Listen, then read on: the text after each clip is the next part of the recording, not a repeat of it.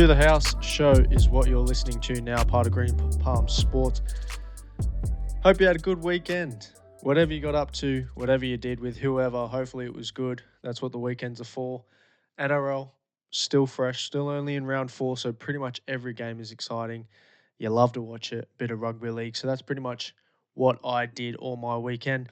And speaking of the NRL, the question is, are the Brisbane Broncos legitimate 2025 premiership contenders? That's the question. And the answer is yes. Here's why. And this is going to be the theme of throughout the whole year, throughout every team, throughout the whole season. It's the halves. This is going to be the season of the halves. You're going to see the most successful teams this season, the teams that make the finals and do well in the finals, they're going to have experience in the halves, whether it be from 1 or 2. Experience in the halves is where success is going to come from this year. And it's playing a part more so than any other year, at least in recent history. Talent is not enough in this era of the NRL. It's not enough anymore. Experience is fundamental. So with the Broncos, you've got probably the most experience throughout the halves pairing with Ben Hunt and Adam Reynolds.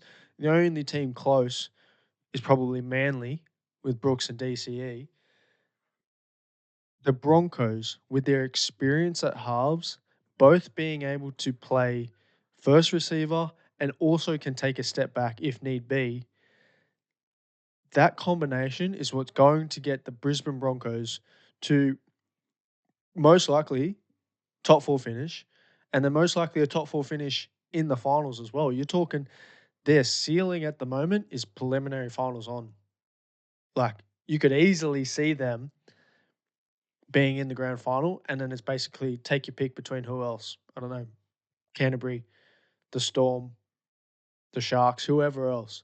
But when you look at the Broncos, between the skill of the backline and also toughness of the backline, they're all tough motherfuckers. The skill and toughness of the backline with the experience in the halves pairing and then just the fucking hard-nosed workhorses up front, all brought together by obviously what seems to be a good culture set in by Michael Maguire. This is building out to be a really solid team that's going to make a case for the grand final. So to answer that question, are Brisbane Broncos legit contenders? Fuck yes. Hell yes, they are. At least after this weekend, we only have a 4-game sample size, but in this 4 games, they've looked pretty much like the best team throughout the year so far. And you can only imagine that they're going to stick out with this throughout the rest of the season based on the points that I just laid out.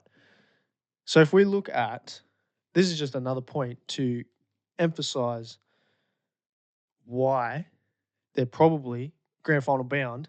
If we look at the 2023 grand final team, where they played Penrith and damn near before Cleary stole it basically from them, this is the team. I'll quickly run through it. Fullback, Walsh. You got Arthurs and Farnworth on the wings. Staggs. You got Walsh at fullback. Arthurs and Cobbo on the wing. Staggs, Farnworth in the centres. Ezra Mann, Reynolds in halves. Up front, you got Flegler, Walters, Haas, Capewell, Ricky, Carrigan. On the bench, you got Smoothie, Piakura, Hetherington, and Palacia. That's that team. And then this is the team list from this past weekend against the Dolphins. Walsh at fullback, Cobbo and Arthurs on the wing, Staggs, Shibasaki, centers, Hunt, Reynolds, Carrigan, Pakes, Haas, Kaseki, Ricky, Hetherington, Walters, Jensen, Willison, Piakura. You hear a lot of names crossing over between those two teams. You got 1, 2, 3, 4, 5, 6, 7, 8, 9, 10, 11 players from that 2023 grand final team are playing in the starting team this year. So this is where this balance of the foundational players between Reece Walsh, the two halves, Haas, uh, fucking Harrigan, those senior players now who have got big game experience, they those 11 players that were in that 2023 grand final loss, they experienced how much it fucking sucks to lose the biggest game of the season, especially after that first half where they were playing so well, almost run away with the game. They felt that. And I guarantee you, damn near all of them said to themselves after that game, fuck, I do not want to feel that again. This feeling fucking sucks. If we ever get the chance to be back here, I'm not fucking doing this again. This year, they're taking that energy, they're taking that experience into the season, and they're looking fucking good. And if they get back to the grand final, they have the experience of the lead up, the week lead up to that game. They'll be less nervous. They'll understand the media responsibilities as well and just take it as it comes. And then game day, they've been there before. So if the Broncos make the grand final again, I would put money on them, no matter who they're versing, because of that foundation. It's more than a foundation. It's 11 out of 17 players where they're in the grand final. They've been there. They've done that. They felt how much it sucks to lose the NRL grand final. If they get there again, I guarantee you they're going to put up a great performance and probably win it. Now, I'm not saying Broncos are going to win it. Everything. I mean, the Storm are there. Sharks are there. Penrith are Penrith. But Broncos are a top contender right now after round 4. Speaking of another Queensland team, the Titans. Didn't they show out? Now, I didn't have them winning this game, but they did. Is it the year of the Titans? Now, that's a weird thing, and you don't hear a lot of people talking about the Titans because they're usually pretty shit. Full of talent, absolutely full of talent, but they never seem to be able to put wins back together. They never seem to be able to get over that hump. But this season is starting to look a little bit promising. I do have some questions over their positional choices from the coach, from Des. I mean, you've got two fullbacks in the halves, Brimson and Campbell. You had Keanu Kinney at fullback. He gets injured, and all of a sudden they're blooding another young fullback from the junior system. Like, how do they not have a solid half or 5'8" in the development system ready to go?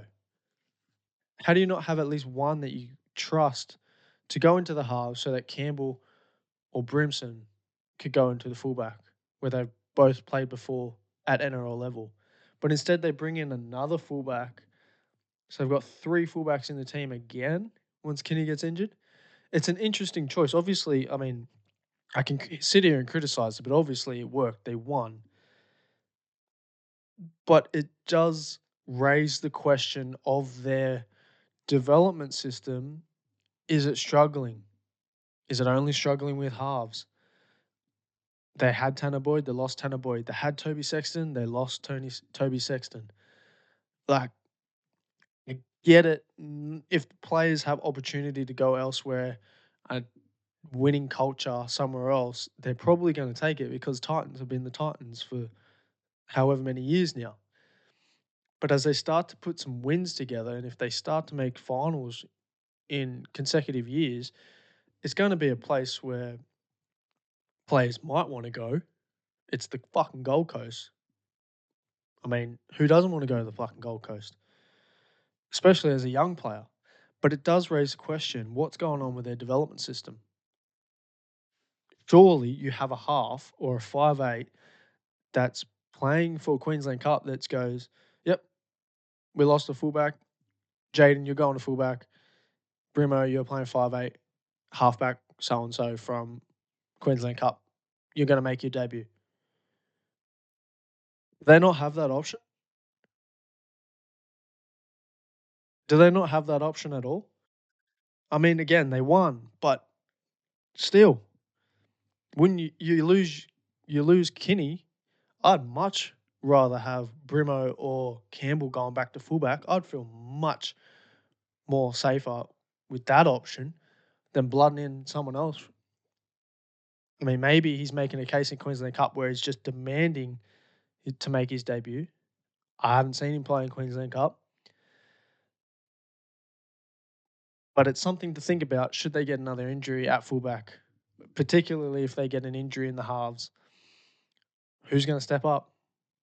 Is it going to unravel their season? Because they're looking like they could make the finals this year. Now, I don't know when the last time they made the finals, but it's been a few years. So for Titans fans, I'd be praying that no one in the halves gets injured. I would be absolutely praying. But they won, so what do I know? I'm just sitting here talking into a fucking microphone. I'm not Des Hasler. One of my notes here. Panthers downfall. Again, like I've been saying, the halves is where teams are going to find success this year. And you're seeing it. No more better example than the Penrith Panthers. In previous years, Cleary gets, I mean, it's a fucking annual thing that Cleary gets injured somewhere around the middle of the season. It's earlier this year. He should be back next week.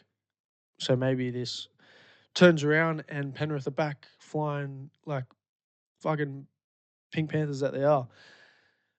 But at the moment, when Cleary's out, they don't have Luai to save them in the middle of the park to organise shit. Now, Yo's still there to organise the middle, but, he's not playing at his best right now. They also lost Fisher Harris, who can sort out the middle of the park and let Luai or whoever else do the thing on the outside, set up the backs for their shape. They don't have Luai there. They don't have Fisher to sort out the middle or help Yo. So who's the pressure falling on? Jack Cole. Now, he hasn't been playing too bad, but he doesn't have the experience to, when Cleary's out, to run the show, to steer the ship to victory. Now, albeit in their losses, it's been quite close. They came back against the Roosters, they came back against Melbourne, but they're not getting over the edge because they've lost a fuck ton of experience. And every year it's been, Panthers, nah, shit, they lost so and so. Next year they lost so and so. Next year they lost so and so. But they've always been really intelligently coached and they have a really good development system. I've been a part of it. They have a really good development system.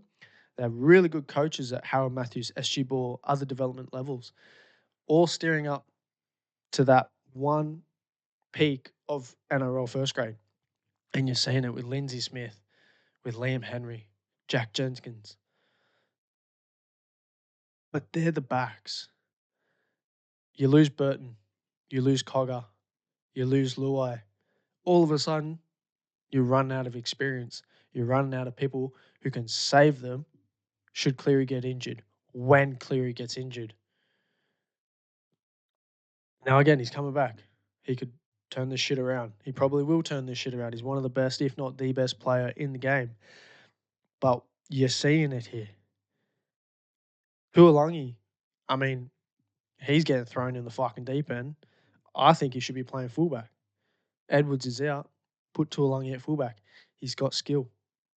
He can do a much better job than I think Jack Jenkins can. And there's no shade on Jack Jenkins. He's a good player, but he's not a fullback. There's a difference. You see the way that he plays out the back, the way that he runs that sweeping shape. Tuolangi's got that he passes the eye test. Tuolangi. He knows how to square up the defense, shift it out the back, make the right decision. Jack Jenkins looks like a center trying to fill up a fullback role, which is what he is. Now, I think Jack Jenkins is a good player, but he's a center winger. He's not a fullback. I'll put Tuolangi at fullback. You got Jack Cole there at halfback, and you'd have to blood someone else in at 5'8" for the meantime. Or just get someone else who can fill that 5'8" role and just have Yo being first receiver throughout the whole game. I don't know. But that's the theme. Inexperience in the halves is what's going to be the downfall of the teams this season. Now, I had a great example all thought of until they fucking beat Melbourne, and that's the St. George Dragons. They were my perfect example of how they will not have success this year because of their halves. And then they go and fucking beat Melbourne. Now, shit conditions. Melbourne didn't play great. They didn't have Hughes, but they still won. So maybe this isn't the best example of all time, but there was a lot of hype around the Dragons pre-season. Oh, they signed Cook. Oh, they signed Holmes. Oh, they signed Gutho. That's all well and good if they can get the ball out there. But when you look at their halves pairing of who they fucking have, you go, oh shit, no, there's no fucking way these teams gonna fucking make finals and put a dent in anyone that's actually fucking good. Now they just did, so let's not talk about that. But the story remains. Look at their halves. Kyle Flanagan bounced around Sharks, Bulldogs, now Dragons. No one really respects him as a half. I mean, he's playing first grade, so you have to respect him a certain amount. But within that level, he is what he is, and we don't see him getting any better. And then on the other side of the pitch, you have Lachlan Ilias, who really came out of necessity once once the Rabbitohs lost Reynolds, and then got dropped in the season anyway. So no one really has a lot of faith in him. He's mistake prone. They both are. He can't take full control. You saw it last year with the Rabbitohs. Like whenever the team needed someone to step up, it was Cody Walker. It wasn't Ilias. Now he had a couple games here and there where he was pretty decent, but you put Flanagan and Ilias together with a culture that hasn't been winning, and it's not a recipe for success, in my opinion. The halves are like the quarterback. You got a shit quarterback, you're probably not making the playoffs. And if you do, you're one and done. It's the same in the NRL. You got a shit halves pairing or an inexperienced halves pairing, you're probably not going to make the playoffs or the finals. And if you do, you're probably getting eliminated straight away. Now, maybe this is what they need, and in the next couple of seasons, teams like the Dragons, the Titans, they'll be there or thereabouts. But this season in particular, experience in the halves is what's going to be successful. Broncos, Manly, the Bulldogs, Cronulla. These are the teams at the top of the ladder. And these are the teams that are going to find success throughout the year and at the back end of the season. Broncos, Reynolds and Hunt. We've already talked about them. Manly, DCE and Brooks. Experience out of their asses. Cronulla. Trindle's been around for a while now. Hines is a elite halfback. Melbourne. Maybe the best example of great halves. Great spine altogether. Bulldogs. Once Burton's back, he's got plenty of experience in a winning culture as well as the Bulldogs. Toby Sexton, don't sleep on Sexton. He's been around for a while. He spent a few years at Titans. He's been a couple years now at the Bulldogs. He's got some experience. These are the teams. If you're going to bet on teams with the most experienced halves. Talent's not enough. Talent's not enough. It's experience. Speaking of Manly, news just in. Tom Trbojevic, potential MCL. You fucking hate to see it. He's just come back from hamstring tightness, plays half a game, if that. Here's a pop and potential MCL. So we'll wait to see what the proper diagnosis is, but you just hate to see it. He's such a likable character. No one dislikes Tom Trbojevic. You can hate Manly. There's heaps of people who hate Manly. Manly fans are the only ones who like Manly. But when it comes to Tom Trbojevic or the Trbojevic brothers, no one dislikes them. No one likes to see when they get injured. Tom Trbojevic is one of the best in the league. He's one of my favourite players to watch. No doubt about that. but he just struggles so much to stay healthy. It's so it's heartbreaking, honestly, because at some point it's going to be, well, how many injuries does it take for you to hang up the boots, to think about the future with your family? He has achieved a lot. He's played for a lot. With every injury, I'm sure that creeps more and more into his psyche, unfortunately. But hopefully it is only an MCL, 4 to 6 weeks. He'll be back, get some match fitness throughout the back end of the season, and then healthy into the finals. Leaves the spot open for State of Origin though, at least for the first, maybe second game. So I'm sure you'll have Bradman Best, Stags pushing for that spot. Latrell, should he come back in time?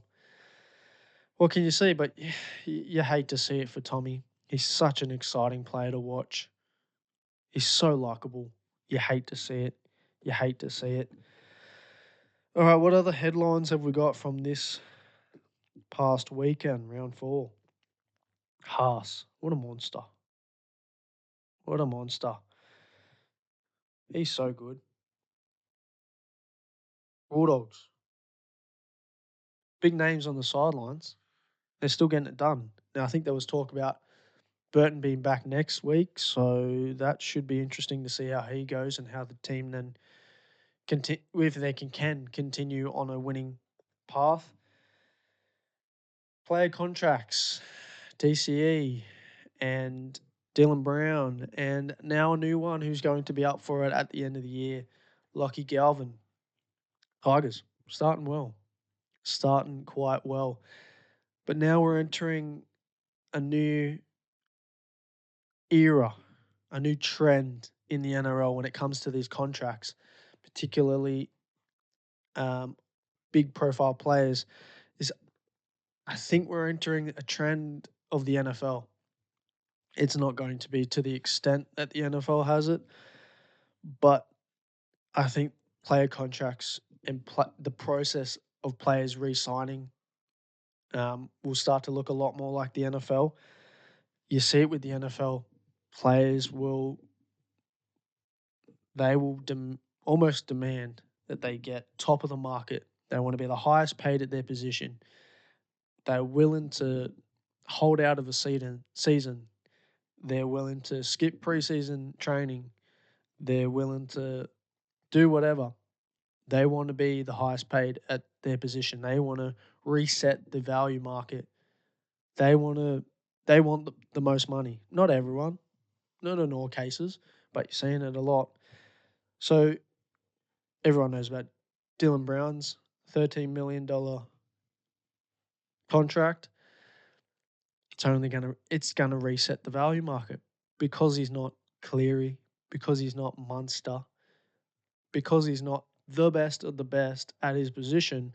All of a sudden, these other guys like Galvin, DCE, I mean not DCE because of his where he is in his career, but Lachlan Galvin's up to get re-signed at the end of the year.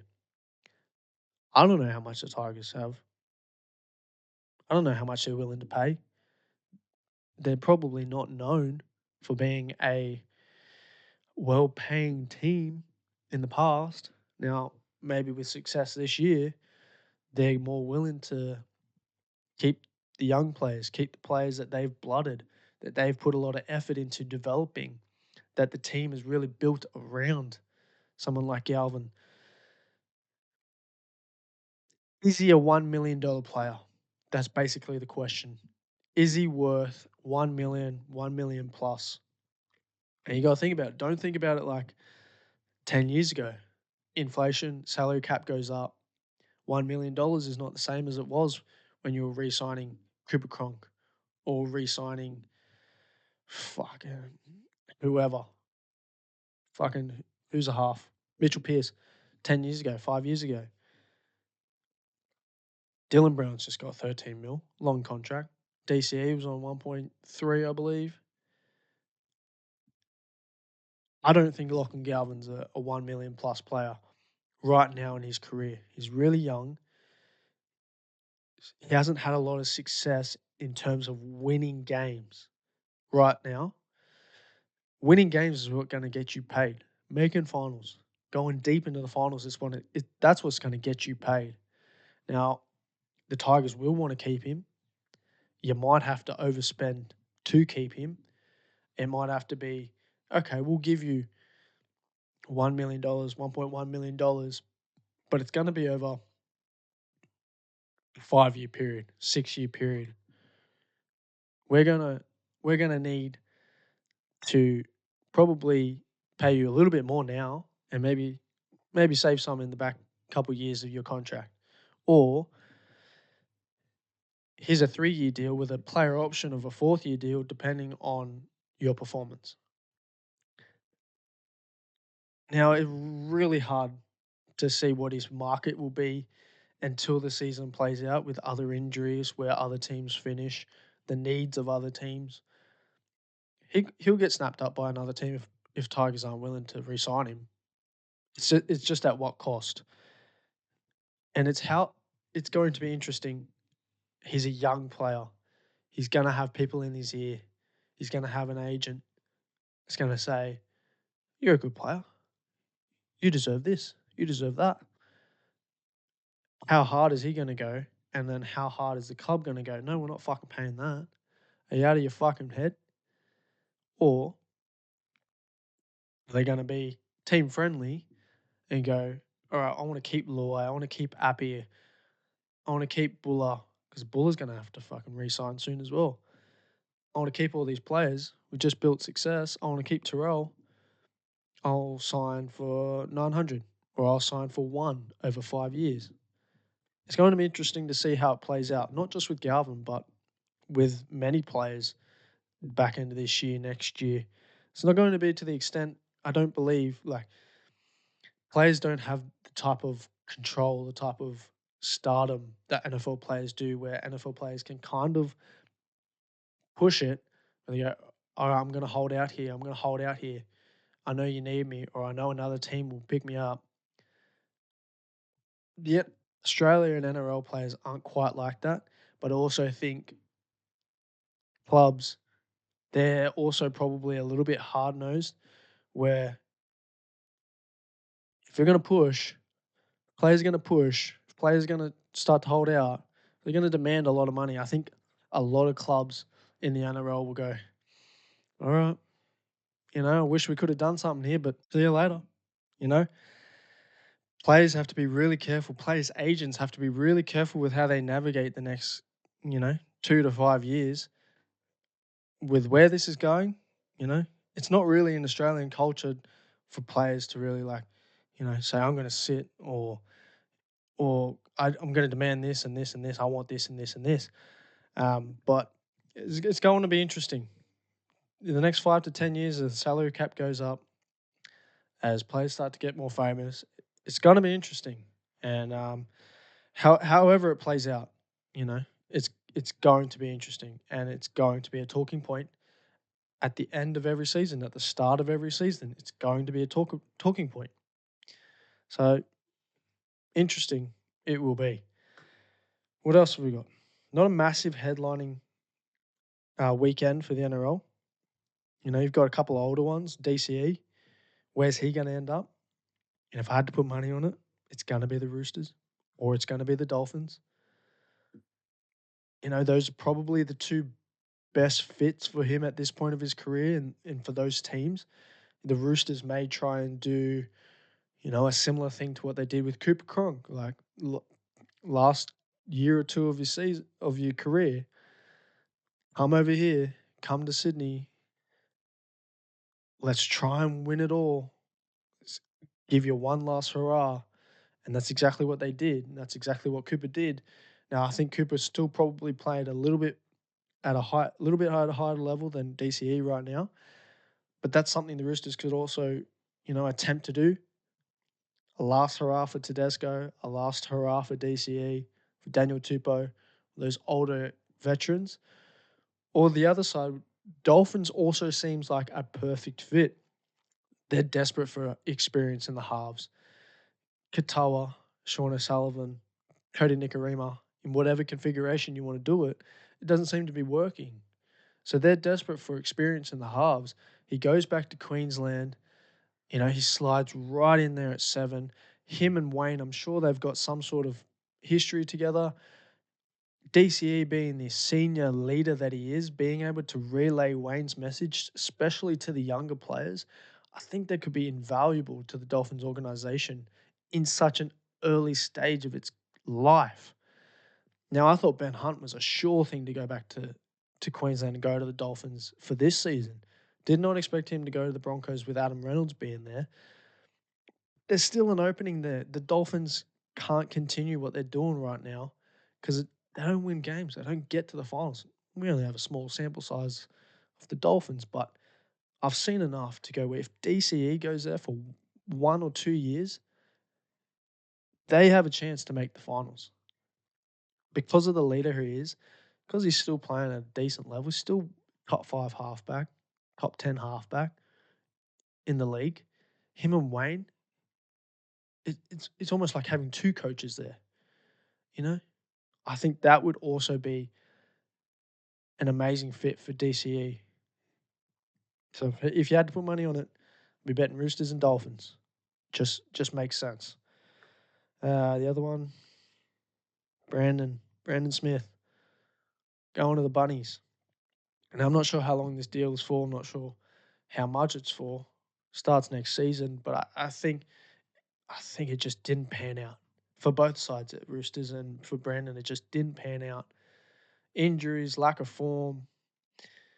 It just didn't work out. There was a lot of hype around it. I thought it was a great move for the Roosters. I thought it was going to be fucking excellent. It just didn't pan out. So I think both sides probably get a new lease on life, are kind of excited, get a fresh start. With Connor Watson playing great at hooker for the Roosters, Brandon gets to stay in Sydney, doesn't have to upheave his whole life, but he gets a fresh start at a new club. And the Bunnies with Latrell, Cody Walker, Brandon Smith, and if Jamie Humphries continues to develop, what a fucking beast that bloke is. Fucking hell. God of a body. Anyway, before I digress too much on Humphries' rig, that spine could do some damage in the NRL. So I think next year, if Brandon returns to form, Humphries continues to develop, Latrell and Cody stay healthy, Rabbitohs are probably in for a good season next season. That looks likely. That looks likely. That's going to do it. That is going to do it for this weekend of the NRL, for this episode of To The House. Appreciate you listening. Appreciate you giving me your time, whether you're watching or listening or both. Good on ya. Enjoy your week. I'll see you next week.